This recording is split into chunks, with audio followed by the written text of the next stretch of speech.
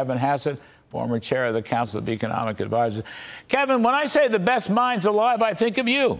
All right? If I put you in charge, you couldn't spend $1.6 trillion in the next 6 months. But then again, you wouldn't want to spend that kind of money, would you?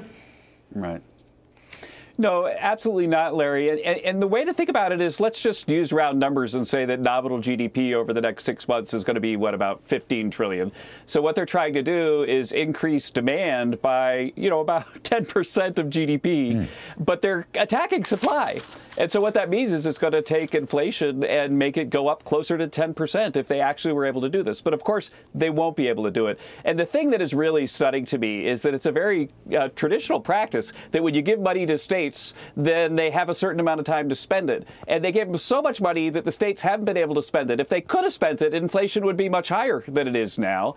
And so they're going to have to give the money back. And so Biden's like, no, as long as you promise that at some point in the future you'll spend it on something, then you get to keep the money. And that's absolute misconduct of a president, as is just about everything else the guy's doing. Why did you looked at the Google inflation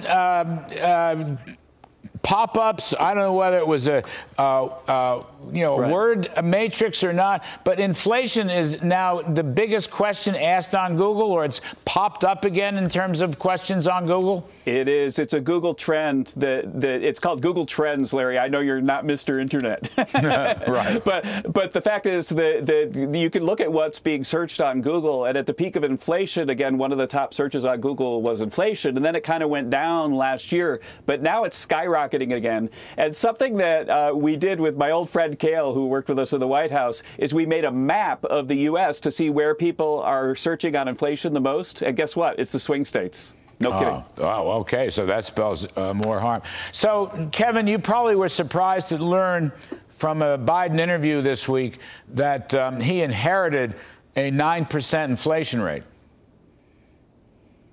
Yeah.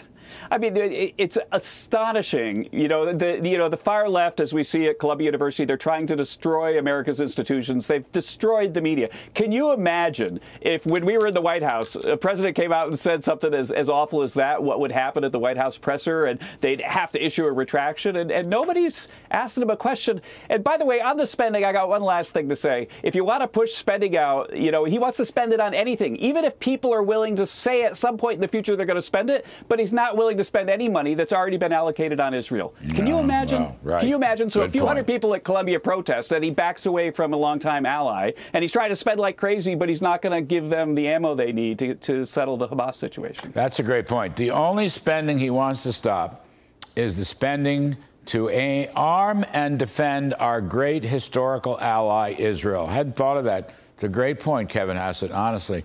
That's food for thought. That's the only spending cut he wants. Oh, my gosh. Kevin Hassett, thank you very, very much. We appreciate it.